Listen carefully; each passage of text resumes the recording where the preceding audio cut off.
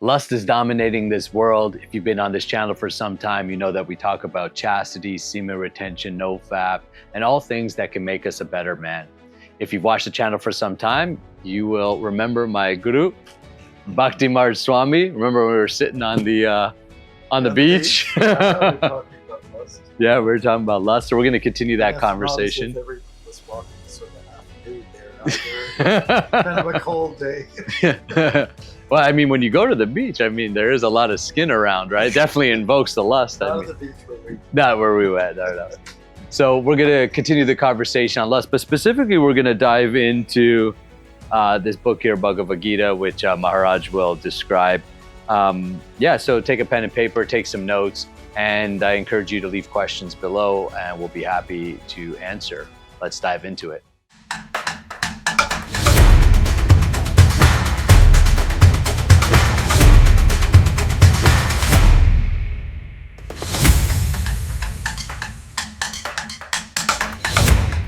Hi, my name is Nakula Das, and I help men master their S3X energy so that you can unleash your God-given abilities. If you are interested more in learning about the process of transmutation, go to the link in the description below. There's a whole free training where you can dive deeper into the subject and really learn about how your lust can actually be used to create a better life for yourself. And that's ultimately what we're talking about today. So Maharaj, quickly, you've been a monk for over 40 years. For most men, that sounds like hell on earth. But you've, I remember you saying it just fit like a glove for you, right? Yes. And so can you talk, first of all, just a little bit about your own journey, why you decided to, take on the saffron path, which, by the way, is Maharaj's book. We'll leave some of his materials also in the links. What had just attracted you and why you decided to go down the path that you decided to go down. Okay, first of all, let's get the details right. I was 20 when I became a monk. Okay. And then more formally, I took what's called sannyas, where you make that commitment. Okay, this is my life. It's simple. I don't need a partner intimately. And so that's, we've been at it for over 50 years now. Over 50 years now. Yeah. So just to get the details. Sure. Yeah. Okay, now I had this serious, I was going through the intersection of my life, which is for a lot of people is around that time, like say 18, 19, 20, 21, 22, somewhere in there. And I decided, let me take a stab at this, this kind of lifestyle, which is a form of yoga. And it's a bhakti yoga, is to be more accurate, the yoga of love. But it's not like the love or the lust that we're talking about here. I just thought, I was always kind of religiously oriented, spiritually inclined, even as a youngster. Mm-hmm. And I decided to sort of dive into the pool of bhakti just because it had roots from an ancient tradition from India, And, I was also a Jesus follower, but then I decided just to add on something a little more, Sure. to enrich my life a little bit more. So I understood that living in like an ashram or a monastery meant being quite serious. It's time for study. It's time for service, a lot of service, time for a lot of reverence, honoring the guru and God, basically, to make it real simple. And, a chance to travel, a chance to meet a lot of people. Really was a fun life, Right. And I was really attracted to the food, which was more of a vegetarian / vegan base. Mm-hmm. And all those things. So I thought, this is very full, this is very rich. And I think I could ride on this wave without having to, get too distracted. And we're talking about lust. Right? Yeah. So lust is something that's not evil. It's not necessarily evil.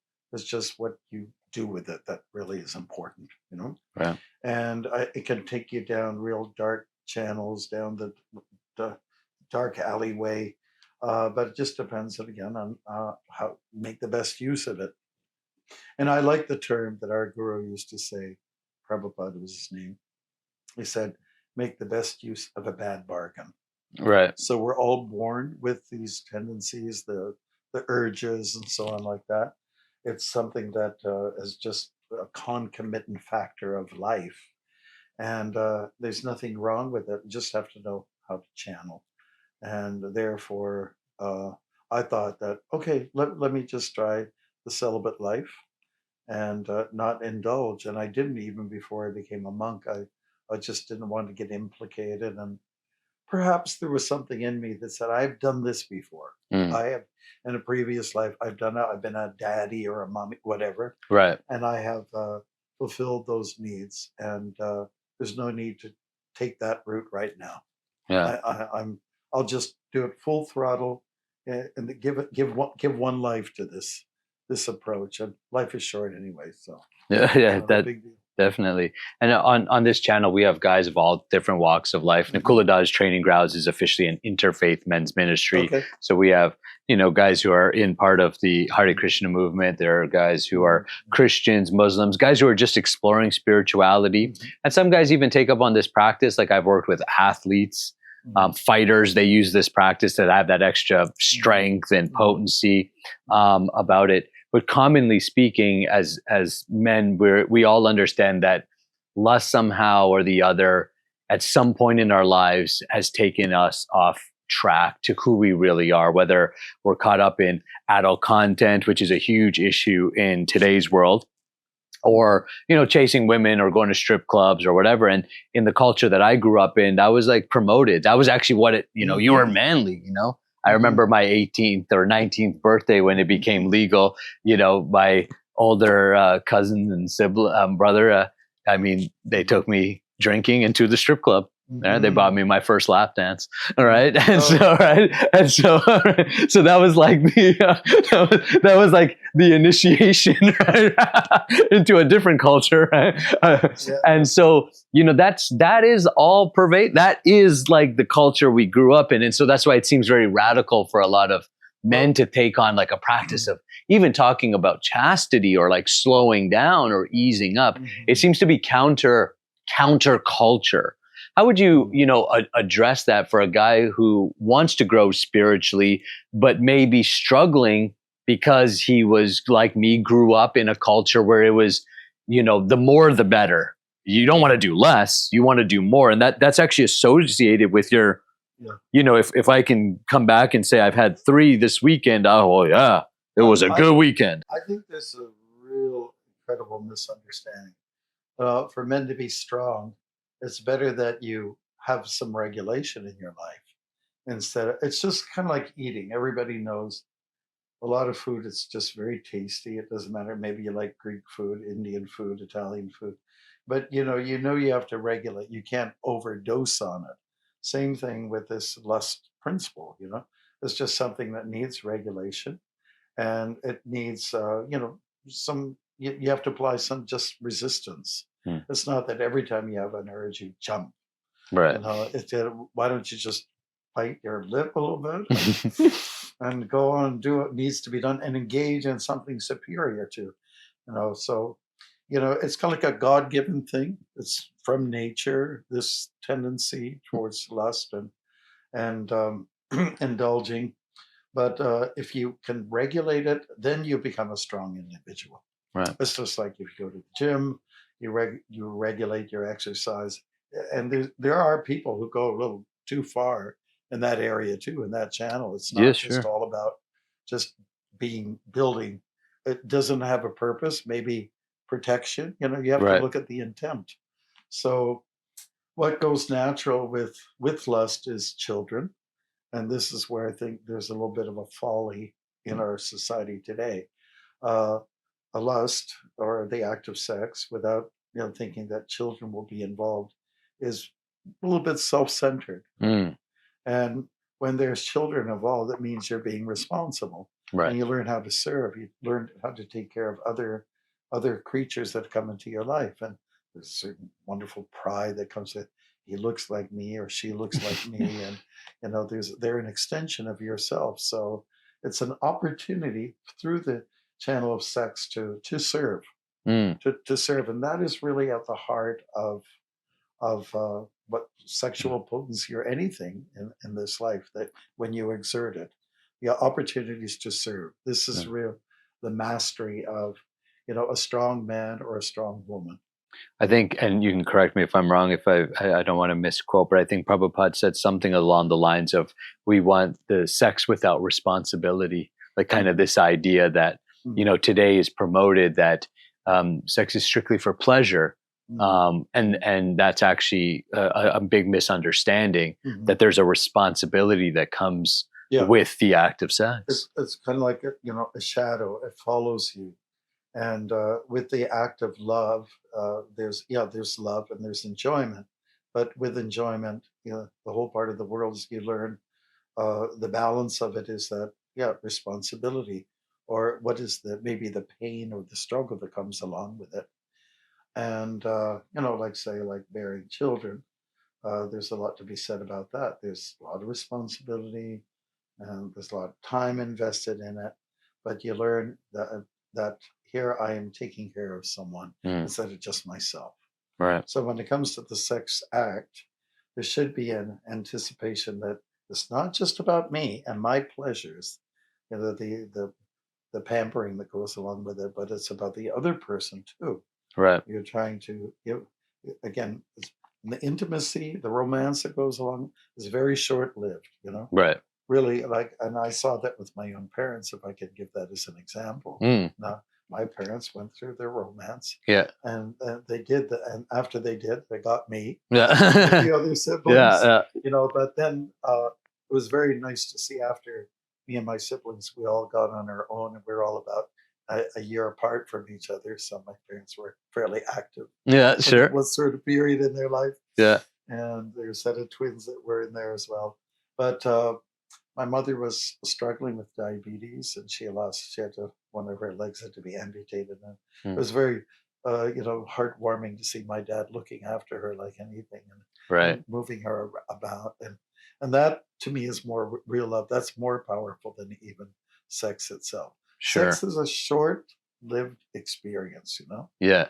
and but what comes with it is something that can be very beautiful, or it can backfire on you if you Sure. don't know how to handle it properly.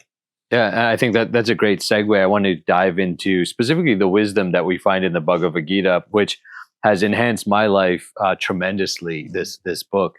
Um, so Arjun, who's the one of the main characters in the Bhagavad Gita, is basically asking Krishna, who is God in our tradition, why men go astray, right? Like why men go astray, and it says that the Supreme Personality of Godhead said, "It is lust only, Arjun, which is born of contact with the material mode of passion and later transformed into wrath, and which is the all devouring sinful enemy of this world." Um, can you, from your perspective and knowledge, understand, first of all, talking about the material mode of passion, maybe just a quick explanation about the three modes of material nature? And we were talking about the Okay. other day about really making sure that we understand this. And Hmm. can we talk a little bit about what the three modes are, and then maybe we can hone a little bit on the mode of passion Okay. specifically? Everybody knows about dualities, right? Hmm. The two powers, such as happiness and distress, fame and infamy, hot, cold, all Sure. those kind of things, And but then there's the qualities of what we call three modes of nature. They're called gunas in the Sanskrit language, or you can say three energies, and we're all motivated by them. We're all driven by them. Mm, In fact, those three energies they're sprinkled out through the entire text of the Bhagavad Gita, and therefore we should try to understand them. If it's that valuable that Krishna keeps pulling it up out of his hat, so to speak, then it means give some attention to it. So they're like filters, energies are filters. And so the first one is sattvagun in Sanskrit, and it's the mode of thoughtfulness. mm, That's where people take a little time to process things before reacting to something, and it's being very sensitive and being just very careful and cautious, about your moves. So you're being very thoughtful, and you're very plugged into your what's called the buddhi, the intelligence. okay. Okay, so when it comes to the next mode or energy, we call that rajagun, and the rajagun is, if you want to describe it, it moves fast, and to some degree, the intelligence is a little bit sleeping now. You know, Okay. there's there's high energy, physical energy, oftentimes, and it can get you into trouble. It's necessary, however. Like you wouldn't have children, you wouldn't have buildings going up.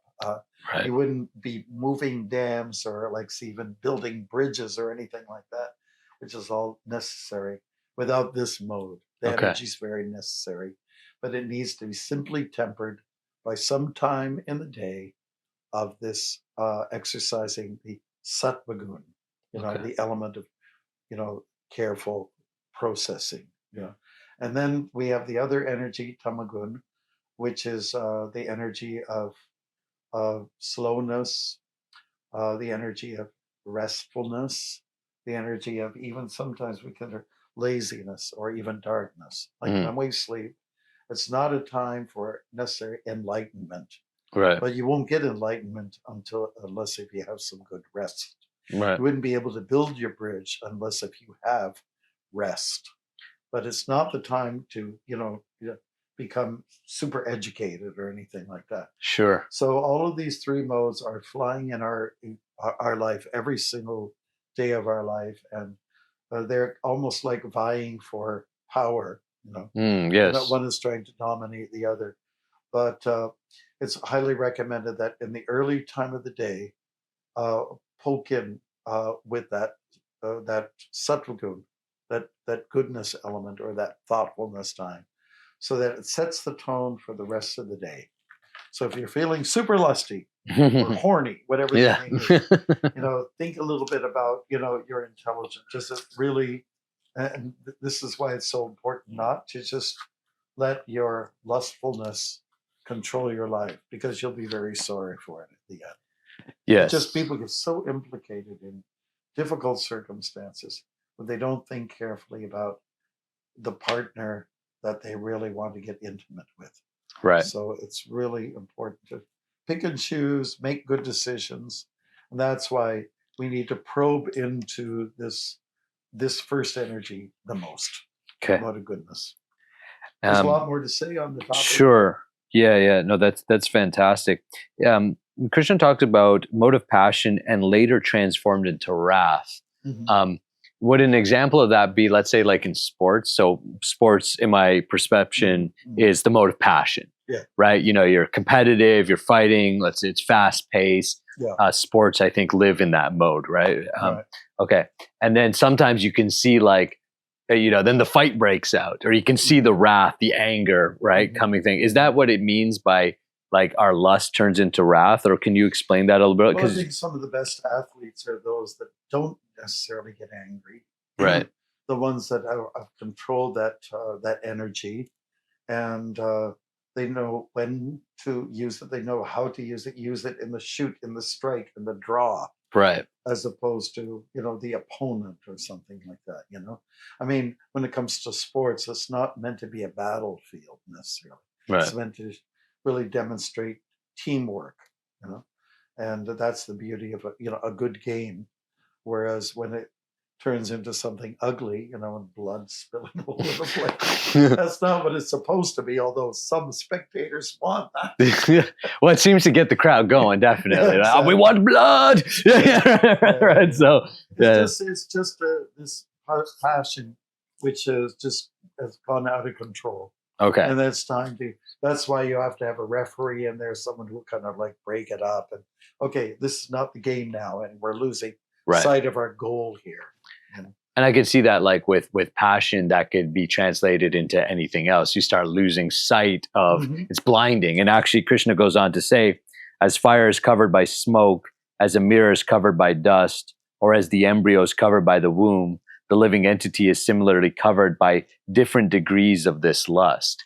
Is that what do you how do you interpret that verse as indicating when he talks about like that we're covered by different degrees of this lust? Yes.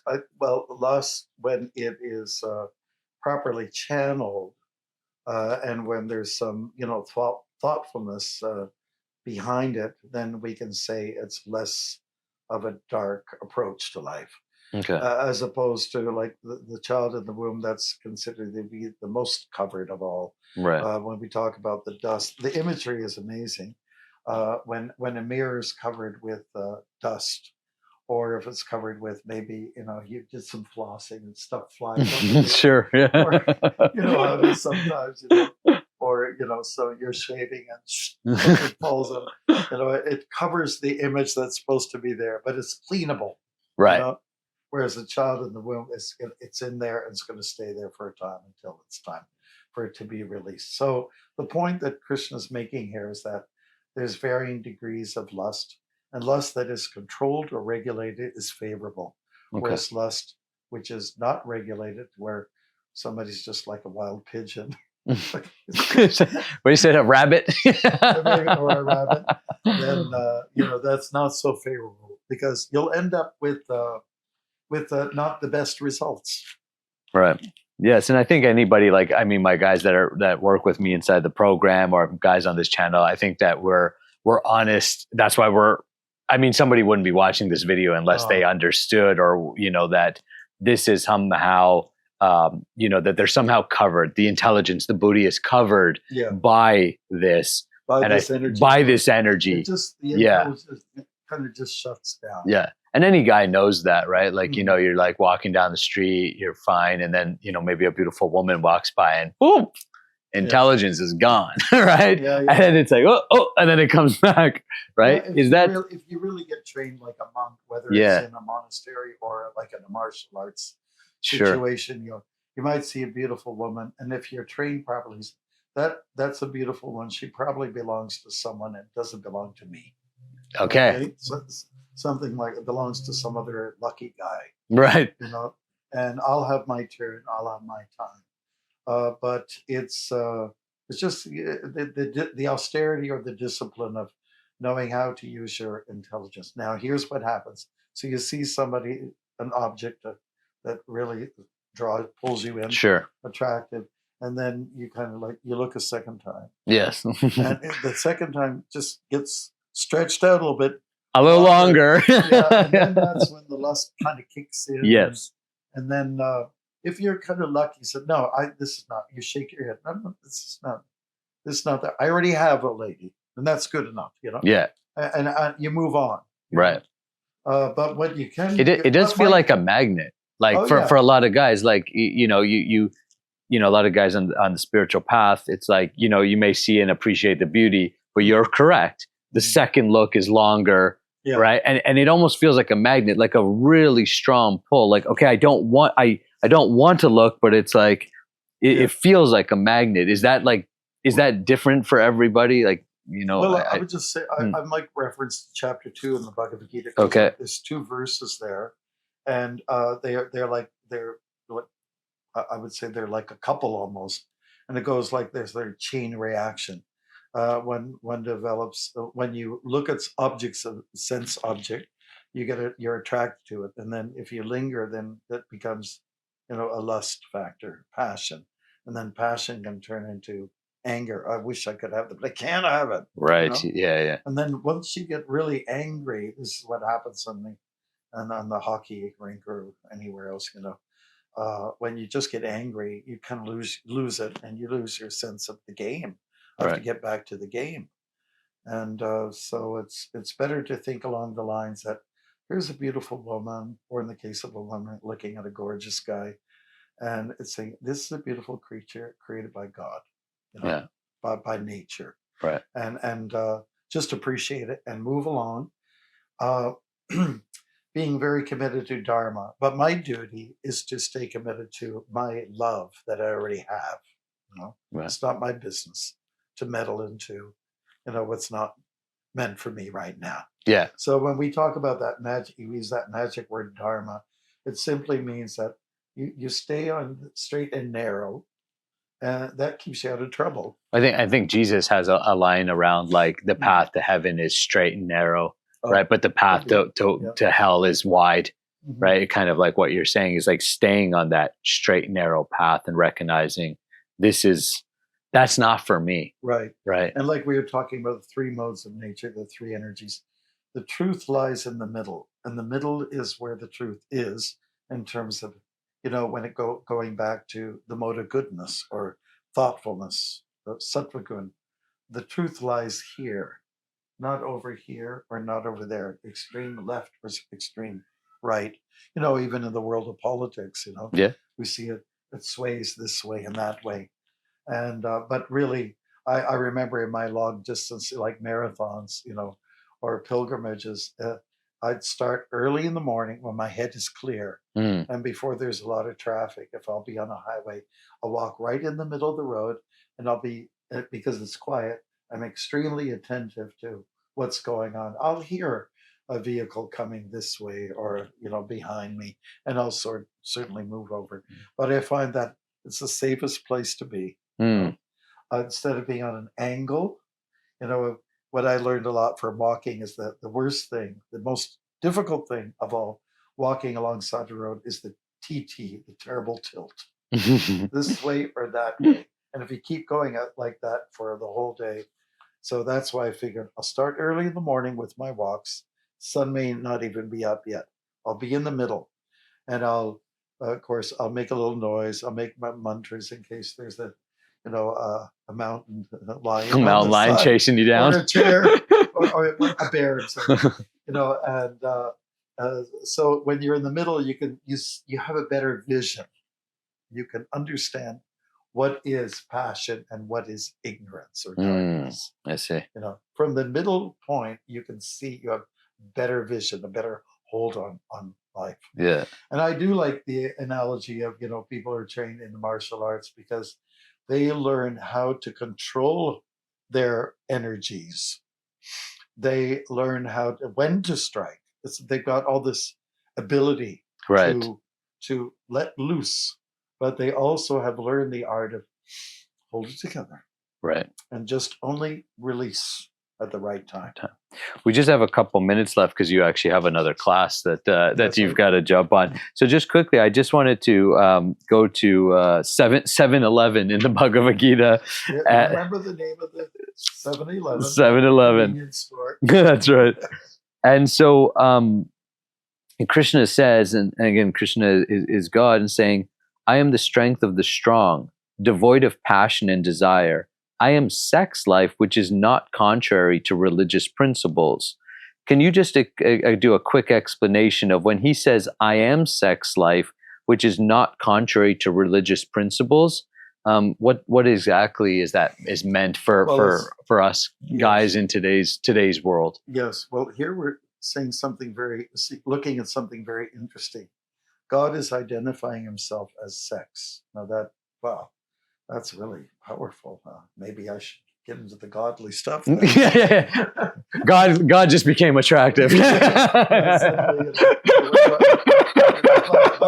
clause here is that it's not contrary to Dharma. Right. Dharma means regulated life. Yeah. So in other words, it's pretty clear. Don't be too promiscuous. Right.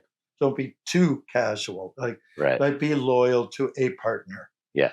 And that's really key. It's a key factor in regulating your life. You want to come out at the end of your life in a situation where you can say you're kind of happy with yourself. What we call Atmarama. I'm self-satisfied because I exercised control. Right. I didn't let myself go loose. I didn't cater to pop culture, which is all about you feel good. Like James Brown or something. Okay. Awesome. And just, I have an urge. I don't necessarily have to satisfy it right now. Right. Maybe not. It's not the right time, place, and circumstance. That's why keep that booty alive. Keep that booty and exercise it in the morning. Go for the clear mind practices in the form of yoga, breathing exercises, chanting mantras, all those kind of things. It really helps to set the tone for the day. Awesome. And then you won't become necessarily like a party animal on the weekend or any of that. Yeah. Well, Maharaj, I want to thank you so much for the time. We're also going to put the interview that we did, which is a longer interview, where we talk more about brahmachari and that path as well. So we can link that there. I'll also make sure that I link Maharaj's website and books there so you can check out more of what he's doing. And, I remind you that we have a free training, and some guys have reached out to me who are interested in monk life. Most of my guys that I work with are married or single and want to regulate like myself, but there are some of you guys out there I know who are interested in monk life. So reach out to me and connect, and I'll be happy to connect you with Maharaj if that seems like a path that that may be a calling for you. Do you have any final words for the guys on the channel? And Well, I was just thinking on the note of party. Everybody likes to party. Sure. There is a way to do it without making a mess of yourself. Right. And through the bhakti yoga practice, you can sing, you can dance, you can put out all this sort of passionate energy, and have some little food on the side, which is ahimsa kind of food, non-violent food, and have a good time, and don't destroy yourself. You end up feeling really happy and kind of light and enlightened. Awesome. There's a way to do things. Awesome. Thank you guys so much. Make sure you subscribe to the channel, hit the bell so you never miss a video. We'll see you on the next one. Thank you so much, Maharaj. Appreciate you so much. Thank you. Haribo.